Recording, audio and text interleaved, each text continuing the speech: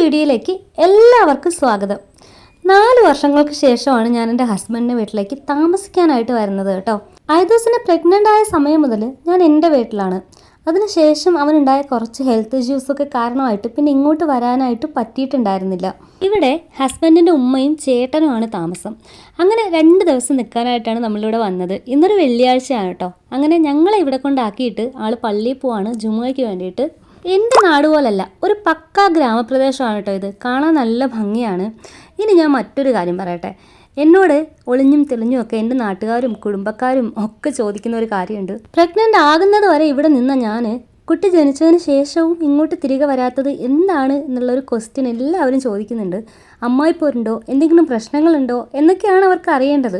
കല്യാണം കഴിഞ്ഞിട്ട് 14 വർഷമാവുന്നു. ഇതിനിടയ്ക്ക് വെച്ചിട്ട് ഞങ്ങൾ തമ്മിൽ സീരിയസ് ആയിട്ടുള്ള പ്രശ്നങ്ങളോ വഴക്കുകളോ അഭിപ്രായ വ്യത്യാസങ്ങൾ പോലും ഉണ്ടായിട്ടില്ല. ചെറിയ ചെറിയ തട്ടലും മുട്ടലും ഒക്കെ ഏത് കുടുംബത്തിലാണ് ഇല്ലാത്തത്? അതൊഴിച്ചാൽ ഞങ്ങൾ വളരെ ഹാപ്പിയാണ്. ഞങ്ങൾ പരസ്പരം എല്ലാ ബന്ധങ്ങളും നല്ല രീതിയിൽ കൊണ്ടുപോകുന്ന ആൾക്കാരാണ് കേട്ടോ. പിന്നെ ഞങ്ങൾ ഇങ്ങോട്ട് തിരികെ വരാത്തതിൻ്റെ കാരണം അത് ഐദൂസ് തന്നെയാണ് കേട്ടോ. അവൻ്റെ ഹെൽത്ത് ഇഷ്യൂസ് തന്നെയാണ് മെയിൻ. ഇവിടെ നിന്ന് വണ്ടി കിട്ടാനൊക്കെ നല്ല പാടാണ്. മോനെ ഞങ്ങൾക്ക് നിൽക്കുന്ന നിൽപ്പിൽ ഹോസ്പിറ്റലൈസ് ചെയ്യേണ്ടി വന്നിട്ടുണ്ട്, അതും പലതവണ. ഇവിടെ നിന്ന് എൻ്റെ അനുഭവം വെച്ച് ഒരു കാര്യത്തിനും എമർജൻസി ആയിട്ട് വണ്ടി കിട്ടുന്ന ഒരു സിറ്റുവേഷൻ ഉണ്ടായിട്ടില്ല. സോ എനിക്ക് എൻ്റെ കുഞ്ഞിൻ്റെ കാര്യത്തിൽ റിസ്ക് എടുക്കാൻ പറ്റില്ല. അതാണ് ഒന്നാമത്തെ കാരണം. രണ്ടാമതെന്ന് വെച്ചാൽ എൻ്റെ ഹസ്ബൻഡ് ദൂരെ ജോലി ചെയ്യുന്ന ഒരാളാണ്. മാസത്തിലൊരിക്കലാണ് വരുന്നത്. ഇവിടെ വയ്യാത്ത മാമി മാത്രമാണുള്ളത്. എങ്ങാനും ഒരു സിറ്റുവേഷൻ വന്നാൽ മാമിക്ക് എന്നെ ഹെൽപ്പ് ചെയ്യാൻ പറ്റില്ല, കാരണം അവർക്ക് വയ്യാത്തതാണ്. അതാണ് രണ്ടാമത്തെ കാരണം. അല്ലാതെ പിണക്കങ്ങളോ വഴക്കുകളോ പ്രശ്നങ്ങളോ ഒന്നുമില്ല കേട്ടോ. ഇടയ്ക്കിടയ്ക്ക് ഞങ്ങൾ വന്ന് കാണാറുണ്ട്, മാമി അങ്ങോട്ടും വരാറുണ്ട്. വളരെ ഹാപ്പി ആയിട്ട് ഞങ്ങളുടെ ലൈഫ് മുന്നോട്ട് പോകുന്നുണ്ട്. അപ്പോൾ ഞങ്ങളിവിടെ എത്തിയപ്പോൾ മാമി ഇവിടെ ഇല്ല കേട്ടോ. ഞങ്ങൾ വന്നപ്പോൾ ഒരു പായസത്തിൻ്റെ മിക്സ് വാങ്ങിയിട്ട് വന്നിട്ടുണ്ടായിരുന്നു.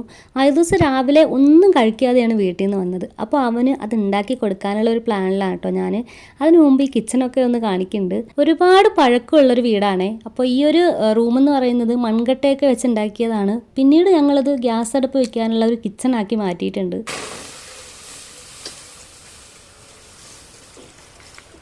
ഐദൂസിന് കളിക്കാൻ ആരും ഇല്ലാത്തത് കൊണ്ട് തന്നെ എൻ്റെ പുറകേ നടന്നിങ്ങനെ വിളിച്ചുകൊണ്ടിരിക്കുകയാണ് കേട്ടോ.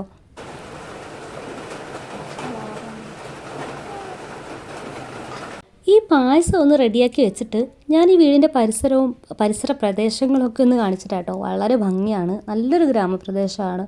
നല്ല പീസ്ഫുള്ളായിട്ടുള്ള ഒരു അന്തരീക്ഷമുണ്ട്. നമ്മുടെ വീട്ടിൽ പോലെ എപ്പോഴും ബഹളമൊന്നുമില്ല കേട്ടോ. പായസത്തിൻ്റെ മിക്സൊക്കെ ഞാൻ ആദ്യമായിട്ടാണ് വാങ്ങിക്കുന്നത്. ടേസ്റ്റ് ഉണ്ടോ ഇല്ലയോ എന്നൊന്നും അറിയില്ല. അല്ലാതെ സേമിയൊക്കെ വാങ്ങിച്ചിട്ട് വെക്കൂ കേട്ടോ പായസം. ഈ ഒരു പാക്കറ്റിൻ്റെ ബൈക്കിലുള്ള ആ ഒരു മെത്തേഡ് അനുസരിച്ചിട്ടാണ് വെച്ചിട്ടുള്ളത്. നല്ല വെള്ളം കൂടിയെന്ന് തോന്നുന്നുണ്ട് കേട്ടോ. ഇത് ഇവിടെ ഇരുന്ന് വേവട്ടെ. മാമിതേ ചോറൊക്കെ വെച്ച് മീൻകറിയൊക്കെ വെച്ചിട്ടാണ് പോയത്. പിന്നെ ഞാൻ വന്നപ്പോൾ അവിടെ കുറച്ച് വഴുതണങ്ങി ഇരിപ്പുണ്ടായിരുന്നു. അതെടുത്ത് ഉപ്പേരി ഇട്ടാക്കി കുറച്ച് മീനെടുത്ത് പൊരിക്കുകയും ചെയ്തേ. ഐദൂസ് മാമിയുടെ അടുക്കളയിലിരിക്കുന്ന സകല സാധനങ്ങളും എടുത്ത് മാറ്റിയും തിരിച്ചൊക്കെ വെക്കുന്നുണ്ട്. അപ്പം നമ്മുടെ പായസം ഏകദേശം റെഡി ആയിട്ടുണ്ട്. ഇനി ഇത് ഓഫ് ചെയ്യാം, എന്നിട്ട് നമുക്കൊന്ന് മുറ്റത്തേക്ക് ഇറങ്ങാവേ. എനിക്ക് കുറച്ച് ചെടിപ്രാന്തുള്ള കാര്യം നിങ്ങൾക്ക് അറിയാലോ. മുൻപ് ഞാനിവിടെ ഉള്ള സമയത്ത് ഓട് വെച്ചിട്ടുണ്ടാക്കിയ പോട്ടുകളാണ് ഇതെല്ലാം. ഞങ്ങളുടെ വീടിൻ്റെ തൊട്ടടുത്തായിട്ട് നഴ്സറികളുണ്ട് പ്ലാന്റിൻ്റെ. അവിടെ നിന്ന് കുറേ ചെടികളൊക്കെ വാങ്ങിക്കൊണ്ട് വന്ന് അന്ന് നട്ടൊക്കെ പിടിപ്പിച്ചിട്ടുണ്ടായിരുന്നു. ഇപ്പോൾ എല്ലാം ഒഴിഞ്ഞ കാലിക്കുപ്പി പോലെയാണ്. മൊത്തത്തിൽ മണ്ണ് മാത്രമേ ഉള്ളൂ കേട്ടോ. അപ്പോഴേക്കും ഐദൂസിൻ്റെ വാപ്പച്ചി വന്നിട്ടുണ്ട്. ചോറൊക്കെ കഴിച്ച് റെഡിയായി നമ്മൾ അടുത്തുള്ള ഒരു റിലേറ്റീവിൻ്റെ വീട്ടിലേക്ക് പോവാണ്. ഈ ഒരു പ്രദേശത്തിൻ്റെ ഭംഗിയും ഊടുവഴികളും ഒക്കെ ഞാൻ കാണിച്ചു തരാവേ. അപ്പോൾ ഇത്രയും ഡിസ്റ്റൻസിലാണ് നമ്മുടെ വീടുള്ളത് റോഡിൽ നിന്ന്. എൻ്റെ നാട്ടിലെ പോലെ അടുങ്ങി വീടുകളോ ബഹളങ്ങളോ ഒന്നുമില്ല കേട്ടോ. വളരെ സമാധാനം.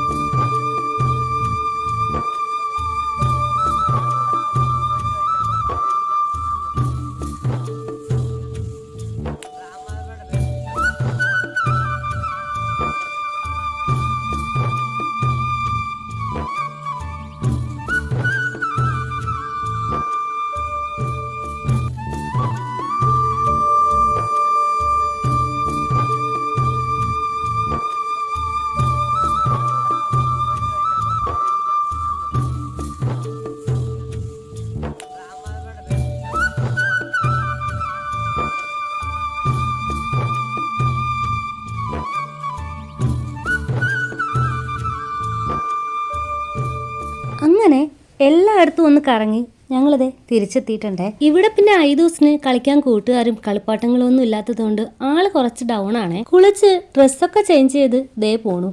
ഇവിടെ കുറച്ച് പൊക്കം കുറഞ്ഞ തെങ്ങുകളുണ്ടേ. അതിനകത്ത് ഒരുപാട് കരിക്കുണ്ടായിരുന്നു. അപ്പോൾ അത് അടർക്കാനുള്ള പരിപാടിയാണ് അടുത്തത്. വീടിൻ്റെ മുൻവശമാണ് നമ്മൾ നേരത്തെ കണ്ടത്. ഇത് ഒരു സൈഡാണേ.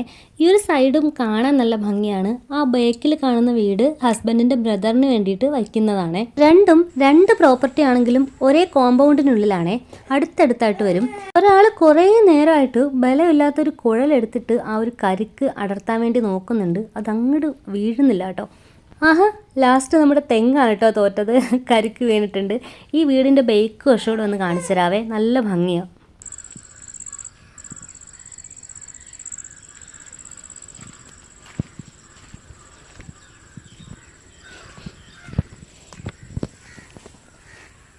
മുൻപ് ഇവിടെ റബ്ബർ മരങ്ങളൊക്കെ ആയിട്ട് നല്ല ഇരുളടഞ്ഞിട്ട് കിടപ്പായിരുന്നു.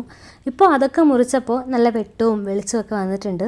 ഈ ഒരു പ്രദേശം പ്ലോട്ടുകളായിട്ട് കൊടുക്കാനായിട്ട് ഇട്ടിരിക്കുകയാണ്. അപ്പോൾ അവിടെ കുറേ നല്ല പച്ചപ്പൊക്കെ ആയിട്ട് നല്ല ഭംഗിയാണിപ്പോൾ. ഇവിടെ ഒരാൾ അടുത്ത തെങ്ങിൻ്റെ ചുവട്ടിലെത്തിയിട്ടുണ്ടേ. ഈ ഒരു തെങ്ങിന് പൊക്കം കുറവാണ്. എന്തോ ഇനം തെങ്ങാണ് കേട്ടോ. അതുപോലെ തന്നെ ഇതിൻ്റെ തേങ്ങ നമുക്ക് കറികൾക്കൊക്കെ അരച്ചാൽ ടേസ്റ്റ് കുറവായിരിക്കും. കാരണം എണ്ണമയം കുറവാണ്. കരിക്കായിട്ട് ഉപയോഗിക്കാൻ തന്നെയാണ് ഏറ്റവും നല്ലത്. എന്നിരുന്നാലും മാമി ഇപ്പോൾ ഈ ഒരു തേങ്ങയൊക്കെ തന്നെയാണ് യൂസ് ചെയ്യുന്നത് കേട്ടോ. തേങ്ങയുടെ വില അത്രയ്ക്ക് മുകളിലല്ലേ. ഐദൂസ് ഇവിടെ താഴെ വീഴുന്ന തേങ്ങയൊക്കെ അടുക്കി പറക്കി വെക്കുന്ന ഒരു തിരക്കിലൊക്കെയാണ് കേട്ടോ. അവൻ എല്ലാവർക്കുമായിട്ട് ഇങ്ങനെ പങ്കുവെച്ച് വെക്കുന്നുണ്ട്. വീട്ടിൽ പോകുമ്പോൾ പാത്തൂന് കൊടുക്കാൻ വേണ്ടി തേങ്ങ പൊളിച്ച് വെക്കണം എന്ന് വാശി പിടിച്ച് വാപ്പച്ചയെ കൊണ്ട് അത് ചെയ്യിക്കുന്നുണ്ടേ. ഇന്ന് രാവിലെ മുതൽ ഇത്ര നേരമായിട്ടും മഴ പെയ്തിട്ടില്ല കേട്ടോ. പക്ഷേ നല്ല മഴക്കോളുണ്ടായിരുന്നു. വന്നും പോയും അങ്ങനെ നിന്നു. ഈ നിൽക്കുന്നതാണ് ഐദൂസിൻ്റെ വാപ്പു, എൻ്റെ അമ്മായി. അപ്പോൾ ആള് ഐദൂസിനോട് എന്തൊക്കെയോ വർത്താനം പറയാണേ. അങ്ങനെ അവസാനം മഴ പെയ്തു കേട്ടോ. പെരുമഴയായിരുന്നു. പിന്നെ അങ്ങോട്ട് തോർന്നിട്ടേ ഇല്ല. ഇന്നത്തെ വിശേഷങ്ങൾ ഇത്രയൊക്കെ ഉള്ളൂ. അപ്പോൾ നെക്സ്റ്റ് ഒരു വീഡിയോയിൽ കാണാം. Bye bye.